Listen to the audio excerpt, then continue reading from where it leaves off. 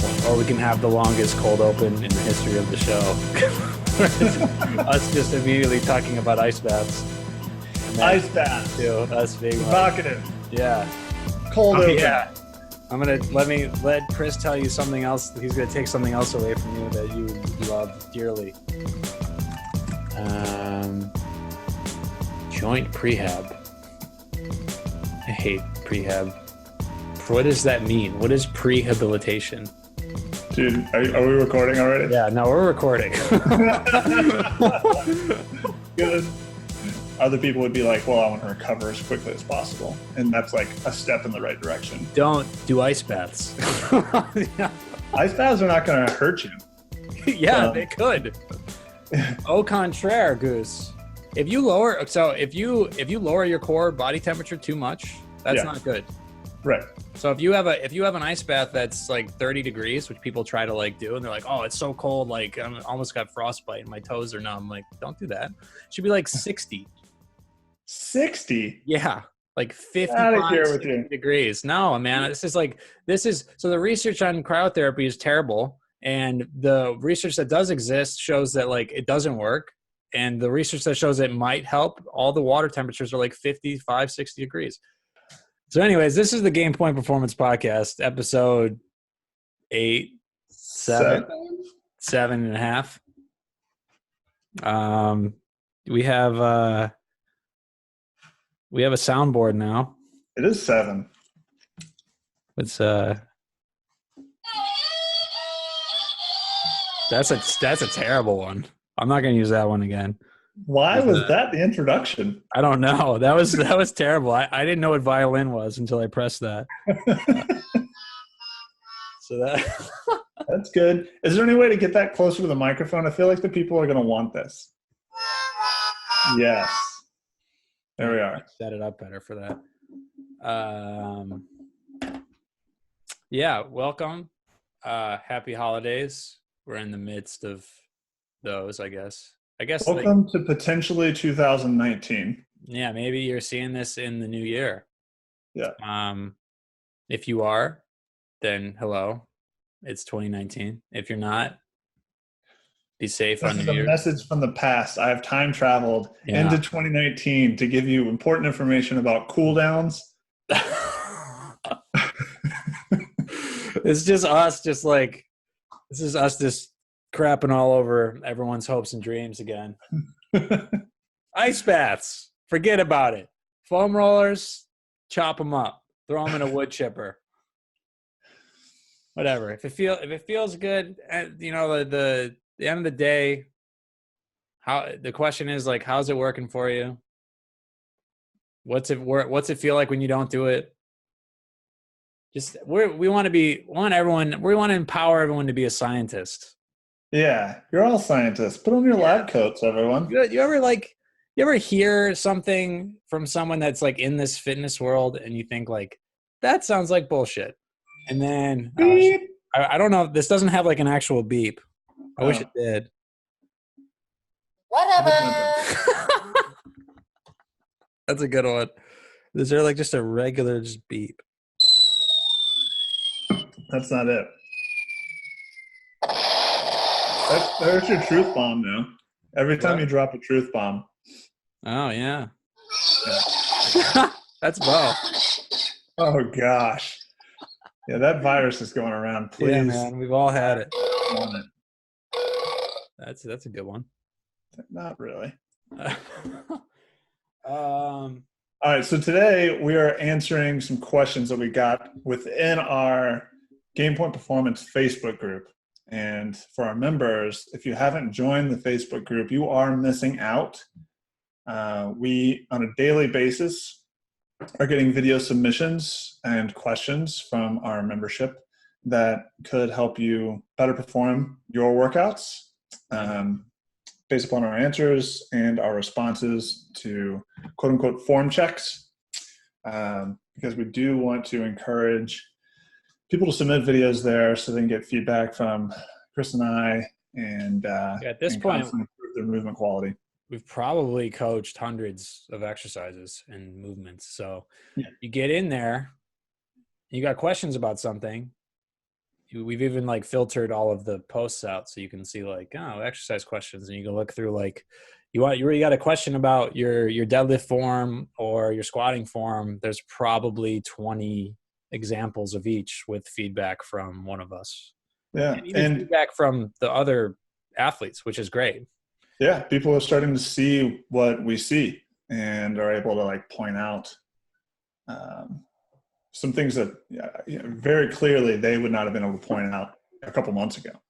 Right. And that's great, because that's what the community and the group that we've wanted to try to create through this training program and this website is not one where you necessarily have to do a lot of education outside of just training. Like, you're learning by doing, and then you're learning by seeing us coach and feeling it. So it's great. And it provides this very robust context for what you're doing. If we're really talking about, like, we talk about us being about owning your athleticism, and it's very easy to say these type of things, but we're actually providing it to you. And this is in a way that, like, not to, pat ourselves on the back, but I don't think anyone else that is offering training programs is giving this type of experience to their athletes. Yeah, I don't think so. Yeah. Could be wrong. So from this repository of questions that they wanted us to address, that sounds dirty. Cover today. Is that a repository? Is that the thing that is that when you need to take some meds up the caboose? Yeah, is that what that is? That's exactly what a repository is. Let me just get one of these. Right up the caboose. Yeah. So I'm just going to supposit this opportunity to. I'm going to reposit the supposit. This first question. So that I can deposit it later. Yeah. So our first question is how to warm up during tournaments when you have 4 games a day. Oh, you just want to go from the top. Yeah, I just want to go like basically. So much for organizing what we're going to talk about. Yeah. You're going to jump all over the place. A little bit. Oh, man. We have this question came up a couple of times. So did we answer? I thought we answered this one already. We answered like how to warm up for games, but this question is more about warming up multiple times a day, which we probably touched on. But let's touch on it again now. So the second part of the question was, should the first warm up differ from the last one? So broadly speaking, the way that we would answer like how should you warm up is generally the field warm up, and then whatever your team is into doing, because you're probably going to be tied to your team to a certain extent. Right. Should be a specificity to what you do also. Like if you're a handler and you're the type of handler that pivots a lot to break the mark and you pivot very wide, you should probably warm up pivoting wide. So just try to remember the things that you need to do specifically on the field. Like if you're a puller, you should probably warm yourself up to pull. Yeah. And do that by getting the rotation that you need to get slowly and in a controlled environment, and then starting to build that up, throwing some half field throws, throwing some full field throws, and then start cranking some pulls. Yeah. If you're a hucker, practice throwing hucks. Yeah. Hopefully your team is doing some type of like third of the field drills where you're getting an in cut, turning and throwing to an out cut. I don't know. That's the type of stuff. Just pretty intuitive. A lot of people do this without really having to think about it. But it's worth pointing out. Well, a lot of the times people will we're trying to offer you something that's you just do verbatim, but you got to remember that there's some cracks that you're going to need to fill in yourself. And when it comes to the specificity of what you need to do or what your team's going to be doing, then you have to add those things in. But we're going to give you the foundation for warming up. In terms of multiple times a day, how long is your bye? If you're rolling from one game into the other, probably don't need that much of a warm-up.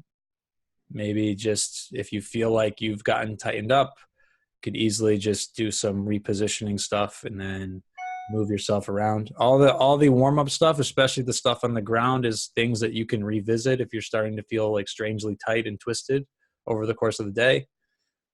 You could call them resets. A lot of people will call them resets, and they're just things that bring you back to a good movement foundation. So we talk about proximal stability, and where your rib cage is in relation to your pelvis over the course of the day.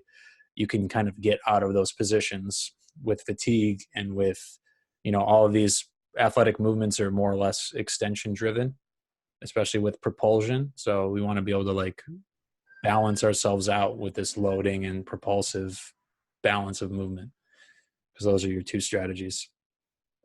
Yeah, and we all have compensation patterns that we favor that might drive us out of position just a little bit, that we want to return to a better position. So one of the common ones that you and I've talked about a little bit is like left hip forward or left femur forward. Mm-hmm.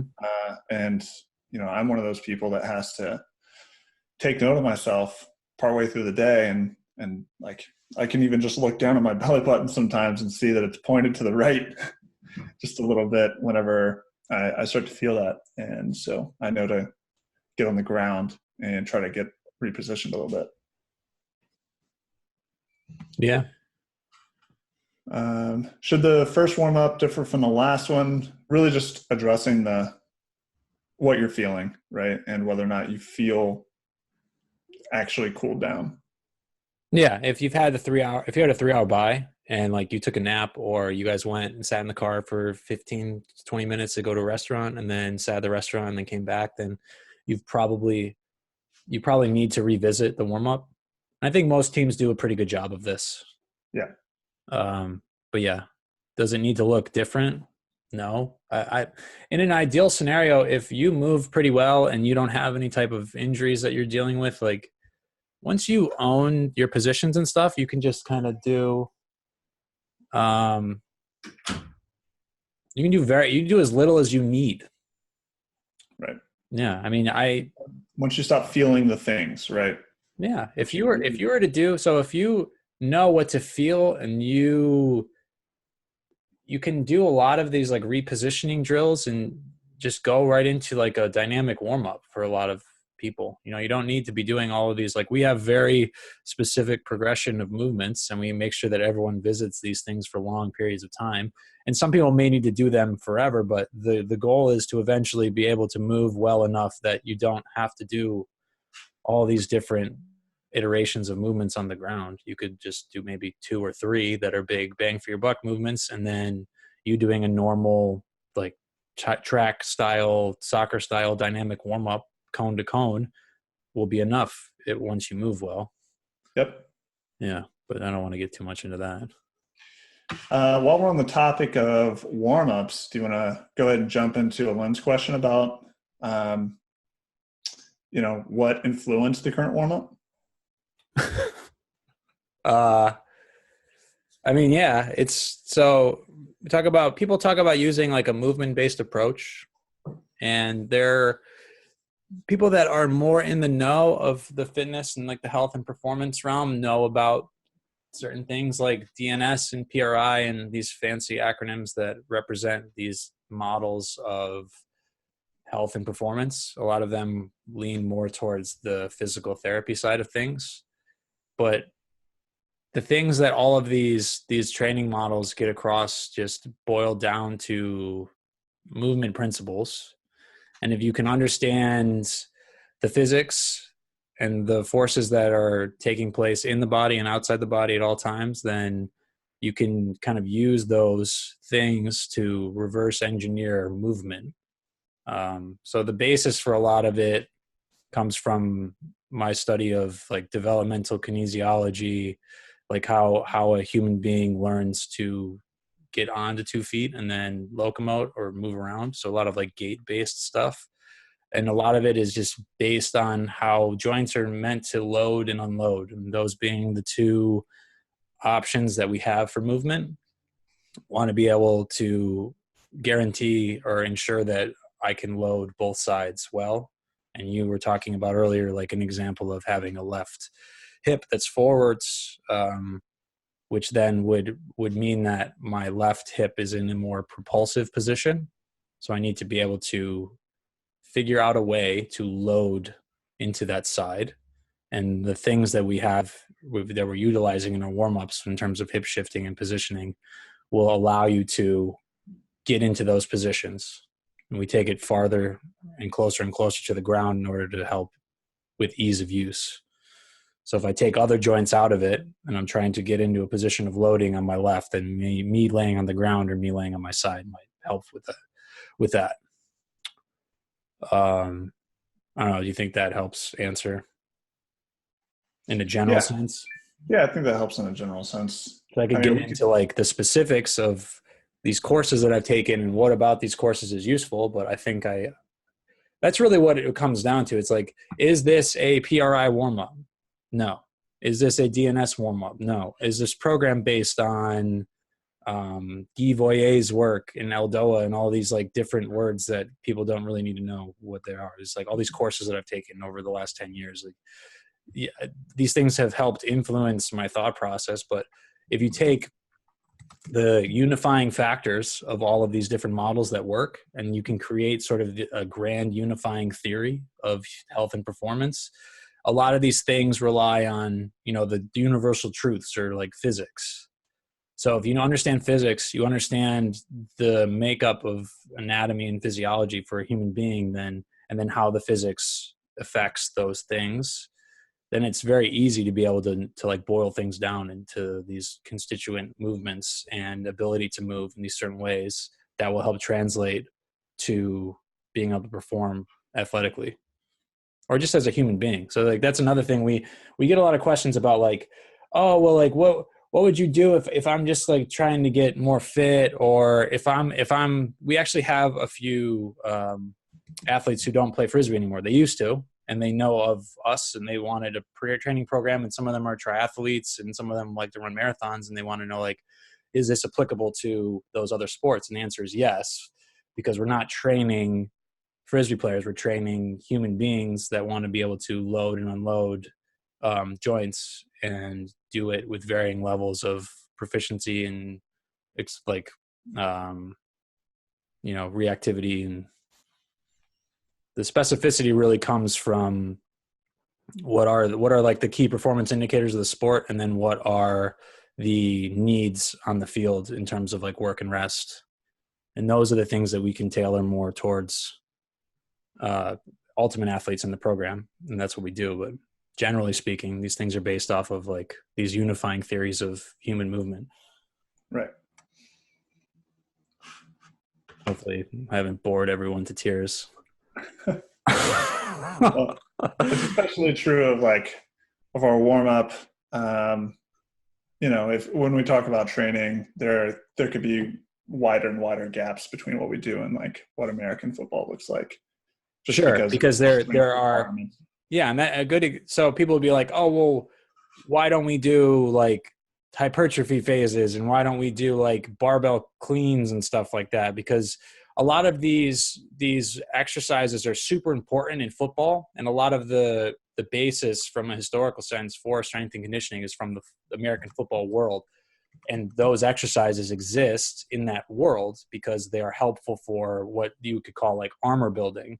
So if I'm in a sport where I'm going to throw my body against someone else's body, I probably need to have a certain amount of muscle mass, more so than a normal athlete would, more so than an ultimate player would. Because as an ultimate player, I'm not on a line of scrimmage trying to run somebody over to get to a quarterback. Depending on what team you're playing. There's some are more physical than others, especially the old school guys. But yeah, so that's a good instance of why you would need to spend more time trying to get big muscles, like huge legs, huge arms, because that armor is helpful for your sport. And also like catching a very heavy weight on your shoulders is the same as someone jumping at you and you having to catch their body. So like understanding like that overload of like having to eccentrically catch something. That's why cleans and stuff are very helpful outside of the power elements that they add to training, which can be accomplished through lots of different means. Right. I mean, we could just jump ship and start talking about why you don't have to do Olympic lifts. Let's save it. Okay. Let's save it. Yeah. You don't have, well, as a teaser, I will tell you that you don't have to do Olympic lifts to become powerful. And as a teaser, I'll also say that focusing too much on strength training will make you slower. It's true. Yeah. From like physiologically from the point of the muscle and the fiber types and what happens to type 2 fibers that are meant to transition between very fast and medium fast. Yeah, I've had a few interesting conversations with people about how surprised they were of how much running and conditioning, how many conditioning and running elements were in our off-season program. Yeah. You know, like running tempo runs, for example. Why am I doing agility work in the off-season? I thought I'm supposed to get strong.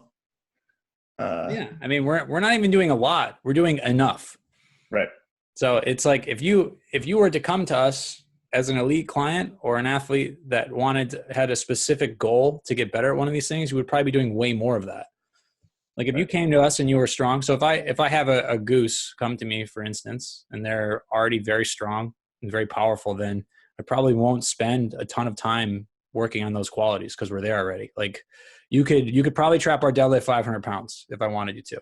You could probably move 220. You could probably move your body weight on a trap bar very fast. So say like on the realm of like 1 meter per second. Yeah. I can jump with it. Yeah. Like that's great. And that's more of like what I'm going for. But even past that, like what's your vertical jump? Like if you came to me, like when I think one of the things I asked you when we started working together and our like professional and athletic coaching relationship was that you knew that your vertical jump had gone down over the past couple of years. And that's something that to me, I don't want ever, even though, you're getting older and power output diminishes as you age, obviously, for many different reasons. That's something that I want to at least maintain. Yeah. It's gone back up. Yeah, it's good. Yeah. And that's super important for me. So like, in order to do that, you probably had to lose a little weight. You had to shift your focus again. So if we're saying that like, if lifting weights, I kind of hinted at earlier, it can actually change your fiber type. Your type 1 and type 2 ratio is probably set, but type 2 fibers, you have transitionary fibers that can either go the route of type 2X or type 2A, type 2A fibers being the medium high speed, and type 2X being the super high speed. If the less you have of the X fibers, the slower potentially you can be. That's why we run all the time. Right. Yeah. You just want to maintain those qualities. Plus it's like, you shouldn't get to a preseason scrimmage or like if you're in a town that has a really good college team and you go play them for a bunch of times to kind of help. So if, for instance, just for context, when I played for Bravo leading up to nationals, we would always scrimmage Mama Bird, sort of like, this relationship that we had with the team. A lot of players from Mama Bird end up being on Johnny Bravo. But yeah, like the first couple of games are always just terrible for the guys coming back to club because they haven't done any running. And like I was there, I was one of those guys. It was just like you got sore, like people pulled calves and hamstrings and quads. And it's like when you think about it now in hindsight, this is very stupid. But why weren't we just running a little bit, like running enough in the off season to maintain those things, work on our technique a little bit better? Like you want to protect your hamstrings, you should have a healthy amount of running and sprinting in your program still, because that's when you're going to pull a hamstring. It's like either your technique is bad, which is like almost everybody that has hamstring issues, or you just haven't done enough of running. You haven't done enough good sprinting, and like tempo running is perfect for that because it's fast enough to ask for these same requirements from your hamstrings. And then you just safely build volume up so that you get to a season. You talk about like injury prevention. That's it. Like we talked about chronic work and workload ratios, right? Like don't all of a sudden go from not running at all to running like 3 miles of sprinting in a week. It makes so much sense when I say it out loud and when you're hearing it or seeing it, but it's just someone had to tell you to do that. And hopefully you didn't learn this through being injured. Like the rest of us, like me, who tore my hamstrings many times. Yeah. I have not. Yeah. Well, I mean, in my defense, the first one was it was 11 p.m. on a field covered in ice for one of our practices. Yeah. And one of the times I hurt mine was just going as far out for a round break, flick, low release, and I was on sand and my foot just slid out. Yeah. Similar. That's what happened. We had a drill. Okay, so we had teams. We had mini teams, and we had a drill where you could bank the break throws, and then if your team scored, you got that many points per time. Right. So it was just like free reign because I'm basically an octopus and I'm a handler. Like I'm a 6'4" handler, which they don't really exist anymore. And I can also do like a split. Like a horizontal split. So it's like, if I want to break you, I'm going to. And I kept doing that, but I stepped on a patch of ice one time and my leg, like you're saying, just slipped out and I just tore my hamstring. Yeah. Like real bad. Yeah. Mine was playing Sandblast in Chicago, and it was the next to last throw of the tournament. I reached around, slipped out, threw the hockey assist. We threw one more throw, goal, game over. And now I'm barely walking home without assistance. Yes, I knew you could do it. We did it. We're going to get so good at the soundboard. So hamstrings. Okay, that wasn't one of the questions. No. But we could talk about that. So hopefully if someone's listening to this and your name is Charles Cooper, you're like making a list of, of all the things that we're talking about in the future. Ian wants us to have a guest. Yeah, we'll do that. Yeah. Most of the time, if I'm being honest, like, and transparent here, most of the time we decide to podcast like very spur of the moment. It's like, hey, you want a podcast today? It's like, sure. Yeah. Yeah. Yeah. We got to get Derek Hansen. Yeah, we'll get Derek to come on. Might be able to get Jimmy. He's in town, right? Yeah. We get Jimmy on. Trying to think of who else. Maybe like BJ or BVH. Talk about the coaching aspect of things. About like how we manage to integrate into their regular season and postseason training. Yeah. Yeah. All right. You want to talk about go back to the top here, our second question, joint prehab. Okay. Shoulders, wrists, ankles. I have a question for you. Toes. What is prehab? I know what it is. It's just like all these catchy things. Prehabilitation. So you talk about rehabilitation, which is a reactive modality, right? So something is injured, something happens in terms of, some sort of tissue lesion or failure of something mechanically, or there's some sort of pain response to something that becomes chronic or so acute that it's bothersome in a way that almost seems medical. So we're talking about rehabilitation. And then this catchword that came out in terms of like being more proactive instead of reactive about training in therapy is like prehab or prehabilitation. Right. So all that means is like smart training, honestly. Training is rehab. Balance is training. Right? Balanced training that takes into account how the human body is supposed to move and uses a constraints-led approach that takes like all of the things that we need from, like the perspective of dynamic correspondence. So things are done. We know that the sport is played at X speed. There's this many changes of direction. There's these typical joint positions. There's these types of work and rest ratios. And then you just train someone to be able to do that. So that's like what training is. And that's what it should be if it's done well and with science. Just, asking the right questions. But anyways, so there's joint prehab, shoulders, wrists, knees, and ankles. So we're talking about all these small joints. We're talking about joint segments and segments of our body that require larger degrees of freedom than others. So if you're thinking about it from a joint by joint approach, which is a certain model of viewing the human body, that there is some merit and value to. It's useful for some people to understand how things move. Is it wrong? Yeah, of course. It's a model. It's helpful. It's wrong. But yeah, so you have these joints where you need more range of motion, or you would call them mobile joints in this joint by joint type of perspective. So you have standards for movement at each one of these joints, just normative data that's been collected in the therapy world. So for instance, you need wrists that should be able to flex and extend to 90 degrees. You have shoulder internal and external rotation that should be 90 degrees in each direction. Just as examples of, you have internal and external rotation at the hip that should be 45 degrees in each direction.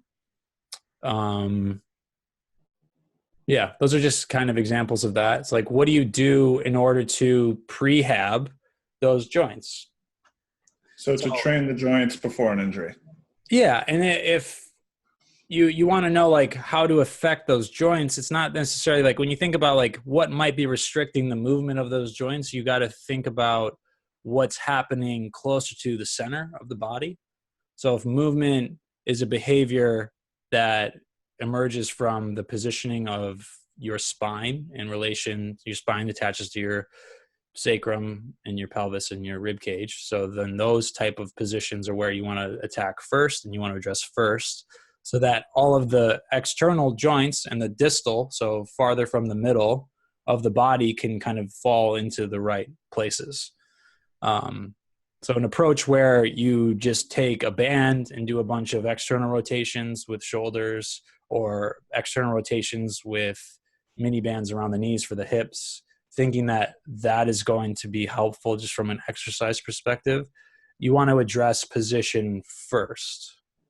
And then you want to be able to accept force in those positions first, and then be able to produce force in those positions. And then you get more specific, and you want to be able to produce force rapidly, and then be able to produce force rapidly in a repeated way that's relevant to whatever activity you're trying to get back to doing. And that, if you were to take the last 15 seconds of what I just said, if you can extrapolate. It's a little bomb noise. Do I have a bomb? I think I do. It's too long. Yeah, you gotta be thinking about this sort of thing before you hit like the pinnacle. Yeah, I mean, I was on a roll, but anyways, if you were able to understand what I just said in the last 15 seconds and elaborate and extrapolate that, like, you could do all the stuff that we're doing, but you can't. So that's why Goose and I still have a job. But yeah, that's it. That's the show. That's the whole show for when it comes to training and prehabilitation and rehabilitation. It's all the same thing. Is more or less what I'm getting at. Yeah, so there aren't like any particular, like, people want to know why we don't use mini bands, why there aren't like very specific rotator cuff stuff. Just because. I'll wait, Goose. You want to take that, bud? Not this one. You got an important call to take? Let the viewers just listen in.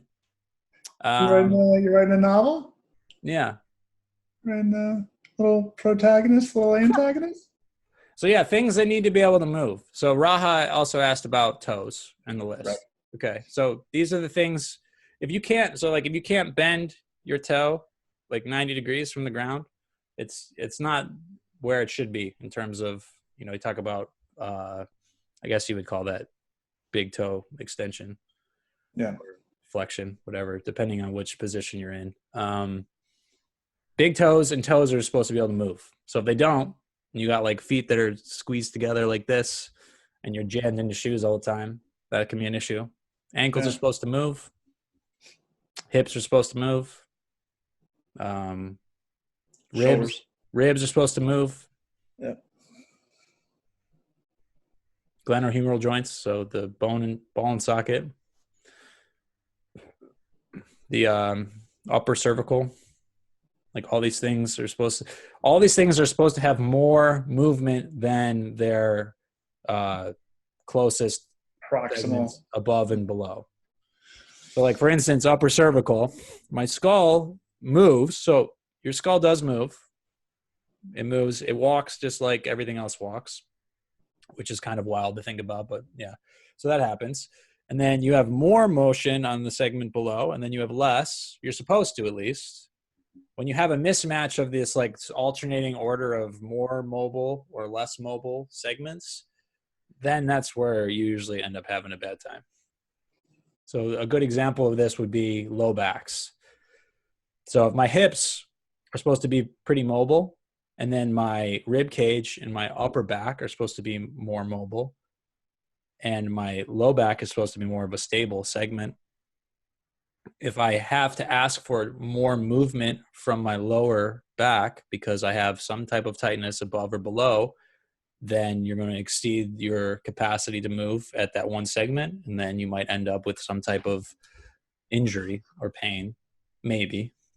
But yeah, that's like a good example of this whole joint by joint approach, which is wrong, but it's useful. But useful. Yeah. Yeah. So I don't know if what's the short way to answer that? Joint prehab. It's not even a question. It's just thrown up there. Right. Like, we got you covered. How about that? If you can squat well in the way that we're asking you to squat, your ankles are taken care of, your hips are taken care of. I'll tell you that right now. If you can do a push-up and you can do a landmine press and you can do a reverse bear crawl, your upper half is your shoulders and your wrists are probably taken care of there. We're also helping take care of your ankles through our barefoot warm-ups, right? Sure. Yeah. Yeah. It's all. If the actual concern here is about those joints that have been mentioned rather than quote unquote prehabbing them, then that's what you're saying. And, what I'm trying to say with our warm-up being barefoot, that it does take care of the ankle joint. And the toes. Yeah. And the toes. Which is huge. Like, that's something like the barefoot thing. If you haven't been doing it because you don't really like to do it, like, really consider doing it. Even if you have a gym where you can't take your shoes off, like, do the warm up at home sometimes just by itself, and then get your toes, stretch them out.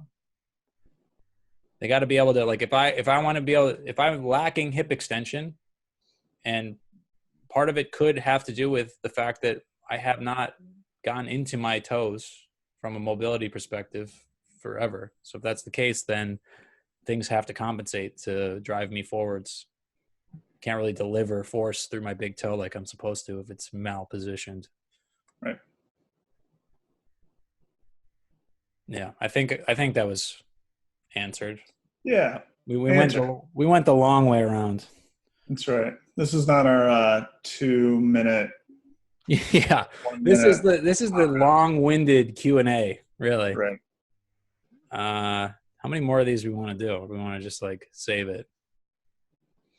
Let's do one more relevant one to what we just talked about, I guess. We have a question from Kosmolowski, mobility and stability in ultimate, avoiding ACL injury and what to do after an ankle injury. Otherwise, everything else that's being asked is like a totally separate subject. Right. So here's where, I'll talk about the joint by joint approach a little more, because that's a useful model for understanding this whole mobility stability type of paradigm. And then I'll just have Vo throw up a graphic of what that looks like while I'm talking here. I think, actually, you know what? I can just do it right now because it's that skeleton. Yeah. So a lot of the pictures I hate too, but I'll look it up.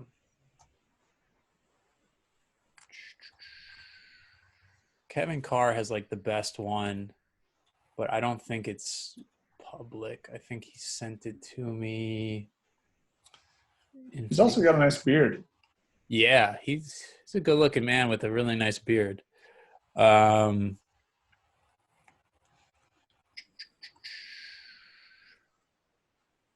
Let's see.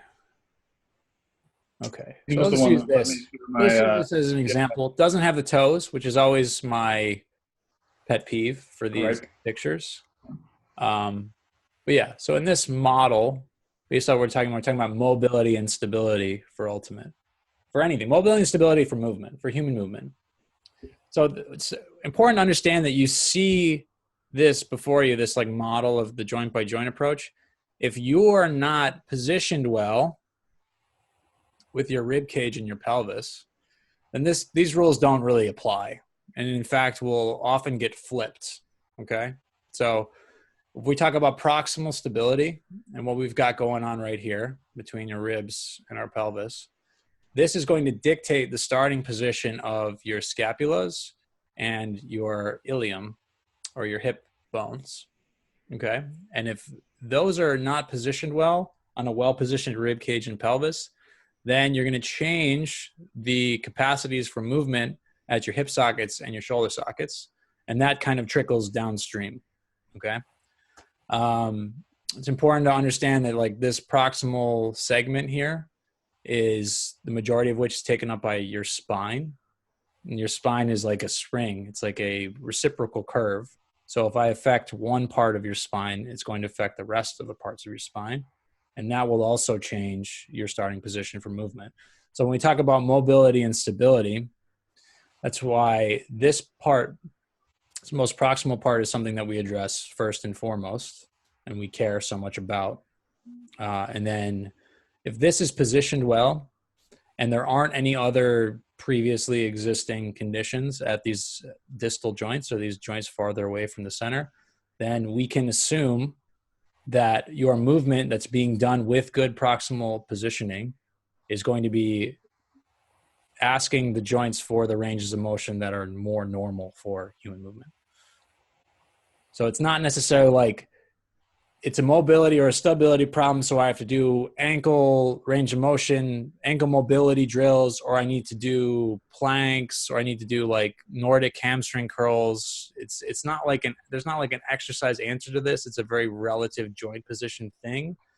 But we do know that if you focus on what's happening from the center out, a lot of these things just kind of fall into place. They come out in the wash. So we don't have to focus necessarily on doing wrist-related exercises or doing rotator cuff drills, because there's a specific reason why your rotator cuff muscles aren't working, right? Like, did they just shut off? Did someone like not pay the power bill for your infraspinatus? So all of a sudden, like I have to put money back in the bank by doing internal rotations against a band?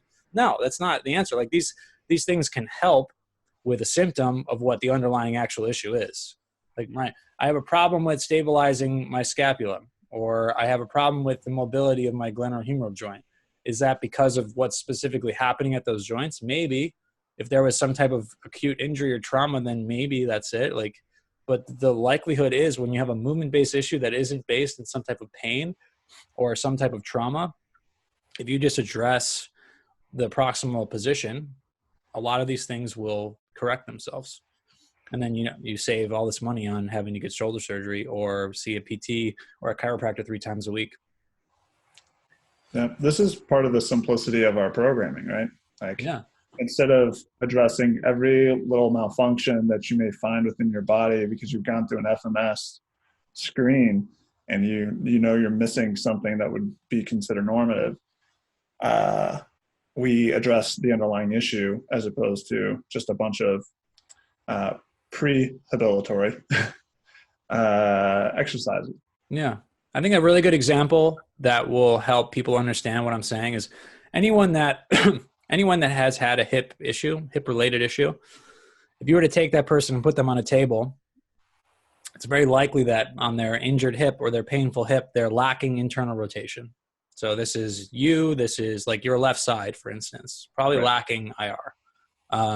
And that would, from a therapy perspective, would point us in the direction of like, hey, I need to get internal rotation back in my hip. So a lot of very classic physical therapy, Western physical therapy from 20, 30 years ago, people are still doing it now because they suck.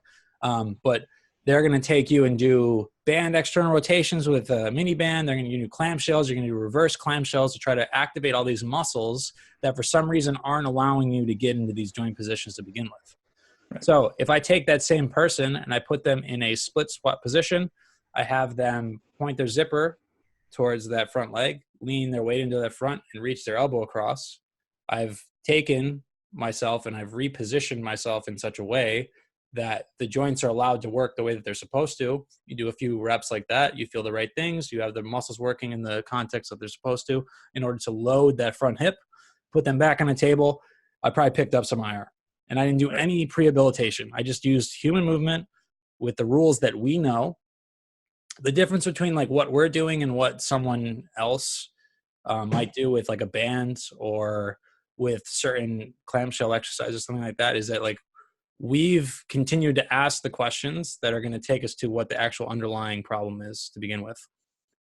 And there's this unifying theory, which when you talk about principles and using a principles-based approach, like will always be unifying theories that are just going to be relevant for pretty much everything when it comes to movement. Right. It's just like this, we'll call it informed simplicity. Yeah. And there's also a lower cost of doing business too, right? If we just address the more distal areas of the body, then we might end up with like overcompensated strengths that aren't going to help us perform, right? Like we've gone way too specific for some sort of normative range of motion or ability, and it's cost us somewhere else. Like for sure. And that's a good example would be taking it back to what you were talking about earlier with your left hip being forwards. If I take a hip, if I say both my hips are forwards, if I take those hips and I just do band external rotations until the cows come home, I'm actually going to drive my hips more forward right by doing that. And then I will actually exacerbate the issues that I have. These like practices for physical therapy and these exercises that tend to help, there are also other underlying reasons why those things might help. So if I have a band around my knees and I do a goblet squat, is it the band around my knees that's helping to correct the fact that I didn't have internal rotation before, or my glutes weren't firing? Or was it that I gave you a dumbbell, which helped you manage gravity better from front to back? I brought in a better position proximally by having a weight in front. And then I had you squat on top of a pelvis that was now in a good position. So now you're using the muscles with or without the band in a way that's going to help be relevant for actual human movement. And then you picked up internal rotation again. Like that's kind of like what we're getting at with all this stuff. It's like, it's not bad to use a band. It's just almost a waste of time, because what it's going to provide for you is already available for you as a human being. Like your glutes aren't off. Like I said, like it's not that they forgot to pay the electricity bill, so Con Ed like shut off the power to your glutes. That'd be funny. I do love the analogies of like towns and people, like the movie Inside Out. Have you ever seen that? Of course you haven't, because you're the worst. So anyways, the Pixar movie Inside Out. So if anyone is watching this, the three people that normally watch this, if you've seen the movie Inside Out, so there's a couple things to this. It's fantastic because it just provides this analogy for like there's people in your brain and they're like controlling things on a switchboard. Has Kayla seen Inside Out? Yeah. Have you? Yes. I have. Okay, so this is an important question, Kayla. When did you cry when the part with Bing Bong? Totally. Okay. I don't know if you're actually saying that or not, because you have an opinion here, or if you just... I don't remember that part. Okay, you didn't see it then. It's all right. Anyways, you didn't shed a tear for the Bing Bong part. I have no interest in being friends with you. Something wrong with you then. It's like one of the saddest moments in movie history. I can't wait to watch it. Oh man, it's not gonna be there's not gonna be a dry eye in the house. I don't even know what we're talking about. I'm just thinking about Bing Bong. Things being on and off. Yeah. Oh yeah, glute activation. Yeah, they're not off. They're just not positioned well. So, viscoelastic tissues don't work well when the bones that they're attached to aren't positioned well. So it's like, you need leverage. Yeah, I mean, so the leverage thing is useful, but like you don't have levers in your body because things don't touch. Joints don't touch. There's space. So they're not technically levers.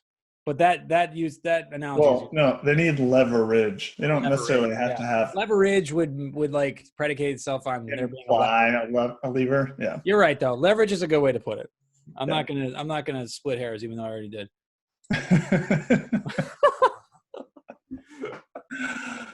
Yeah. So if you're still listening, and your name is Charles Cooper, Charles sent us holiday cards. They're very sweet. Thank you for that. Yeah, that was awesome. Yeah, that was great. Thanks, Charlie. Heartwarming. Yeah, man. He's still our guy who's like handwriting is somehow worse than mine. Yeah, it looked like the Matrix. I was like, what does that say? It's like a ransom note. All right, I don't want to answer anymore. I am in preseason and no one else says it's mine. Yeah, I love that. There's no better guy to test our programs than him, honestly. Like he'll put in the maximum effort and he'll find out like what works and what doesn't. Yeah. He is the perfect. Some of our mistakes. He's great. Yeah. He's the perfect everyman / woman for our program. Yeah. Perfect. Because we can't just I have you do stuff, but that's not fair. Like here, I'm gonna have Cyborg Jonathan over here do this workout. Be like, oh yeah, how did those 45 tempo runs go? Oh, they were great. I'm tired. Like, okay, great. So now everyone's getting that. And you get 50 tempo runs, and you get 50 tempo runs. Look under your chairs. Thanks, Oprah. Yeah. All right.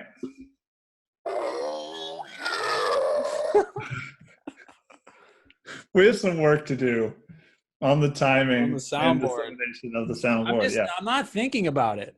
It has to be added in post. It'll make it. You gotta believe in yourself, man. I mean, I do. It's a new. You can't just Rick and Morty this whole thing.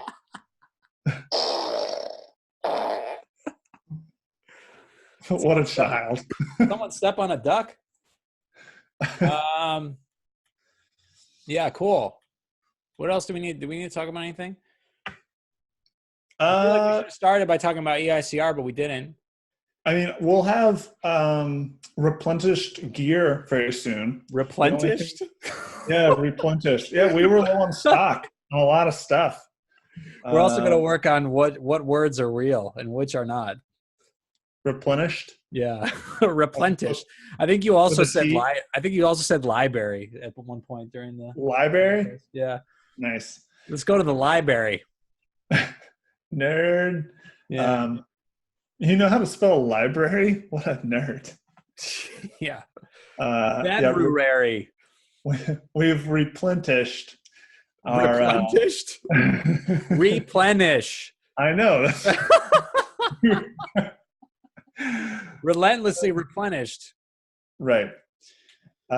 Tished our store with some Game Point Patagonia gear. We still don't have the hoodies. I apologize. We're trying to get those back in, but we can only put them out as soon as they're made.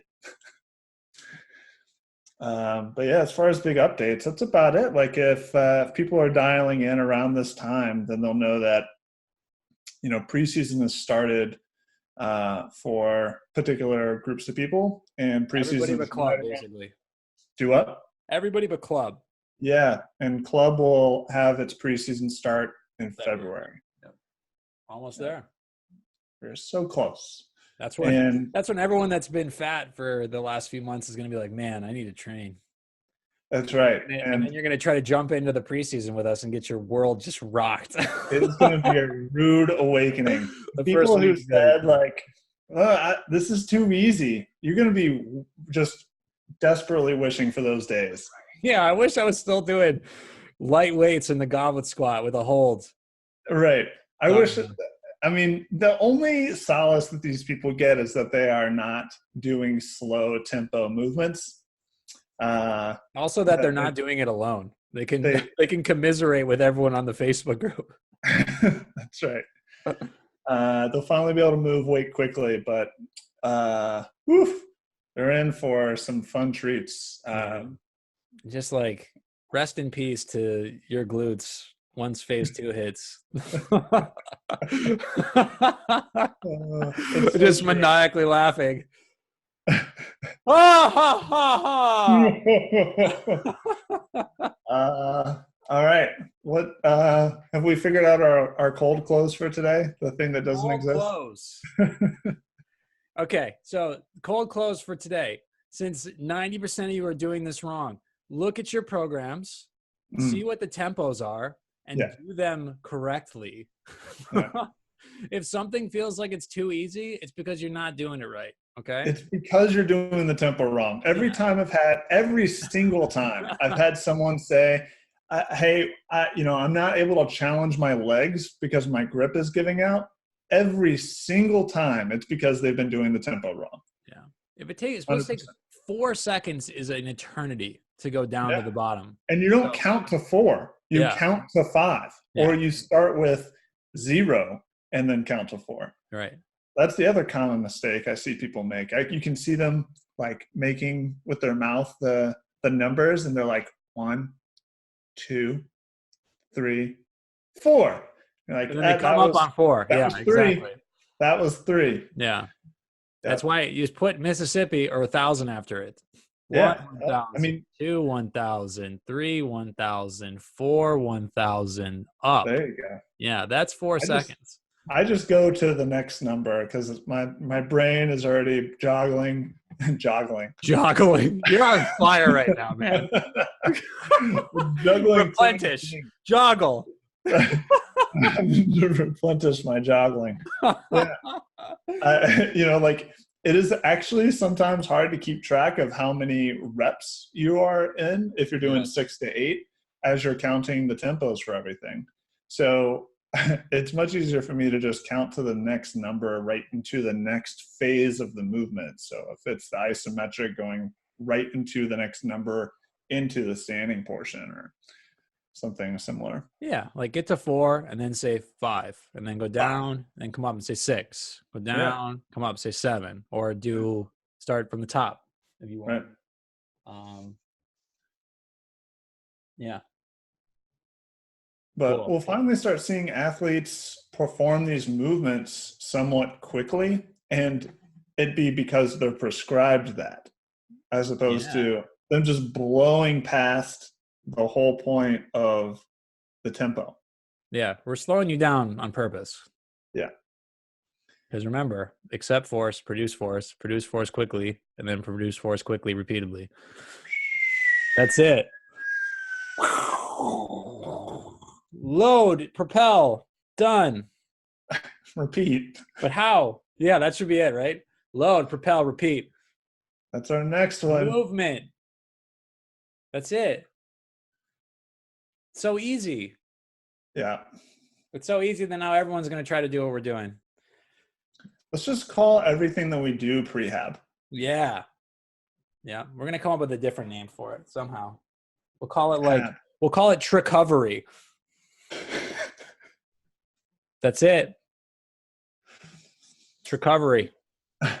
That's the name of the game here. I do actually want to give this is weird because we've not done a lot of me even saying this word or you saying this word at any time in the podcast. A shout out to Pavel Yanis, who instead of submitting a question, he just posted up a YouTube video link. And it is a conversation between Joe Rogan and some guy. But for those of you who are members and are in our group, you should go check that out. They do talk about some things that are underlying truths behind the way that we program. Yeah. So shout out to Pavel. It'll be in Vo will put that in the show notes. Yeah. We'll just put up the YouTube link that people can't click on. Yeah. Across our face right now. Well, the basic things. So I watched that video. The basic things that the guy's talking about is like, why do why do a max set of pull-ups on 1 day a week when you could do a sub-max set every single day? Right. And it's smart. Just think about that. Like if you can max it out, you go super high intensity on Monday, you do as many possible reps as you can with a gun to your head, then you're not going to be able to train again for another 4 days. Right. So in the why meantime, do that? Yeah. So why, if I know that I can do half of that, I can do 5, and then I do 5 every day for those 5 days, I've done 25 pull-ups versus 10. Right. So by the end of the year, you're talking about like recovery days and going high intensity and then low intensity that we're offering. If you're able to train 150 times in a year and you feel like maybe you could have maxed out a bit more on some of those days, you probably would have lost days to soreness or your inability to recover. So at the end of the year, you got somebody going super hard all the time that gets 120 sessions in, and you got 150. Who's going to get better?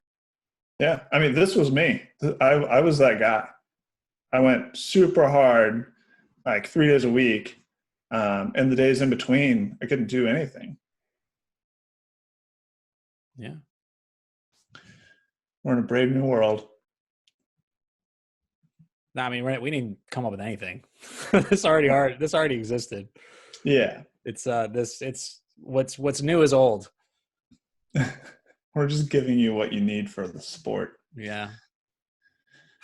All right. Cool.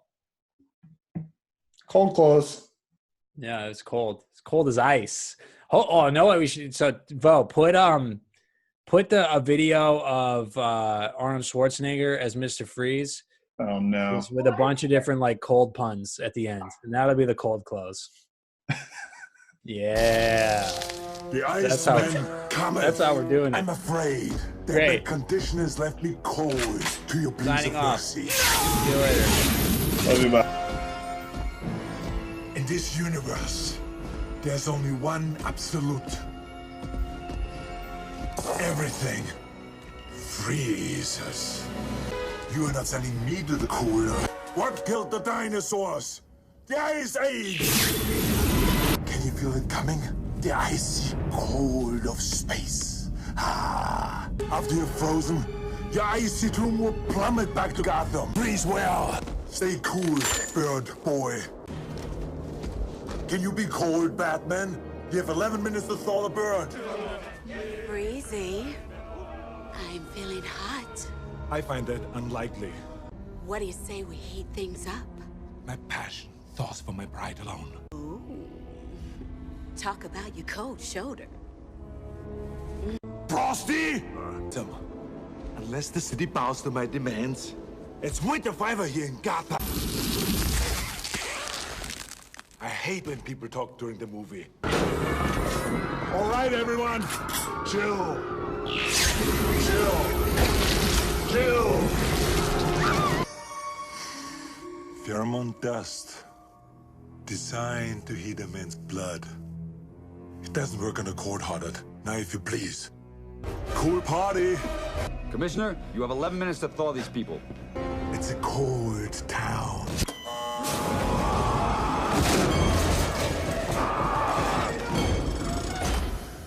His name is Bane. A laundry service that delivers. Wow.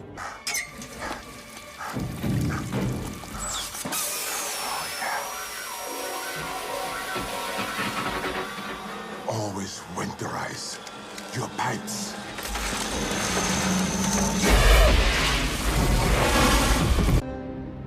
Their bones will turn to ice.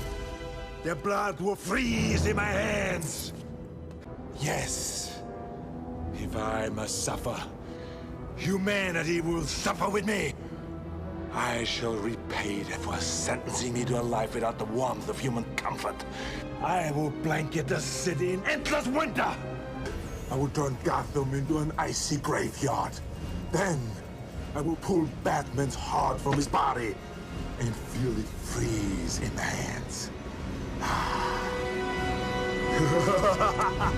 Revenge! Night! Hell freezes over. Let's kick some ice.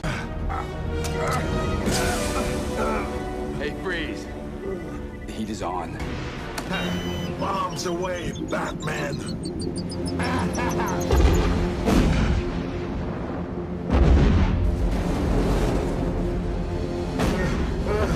Freeze in hell, Batman! And I've come to make your life a living hell. Prepare for a bitter harvest. Winter has come at last.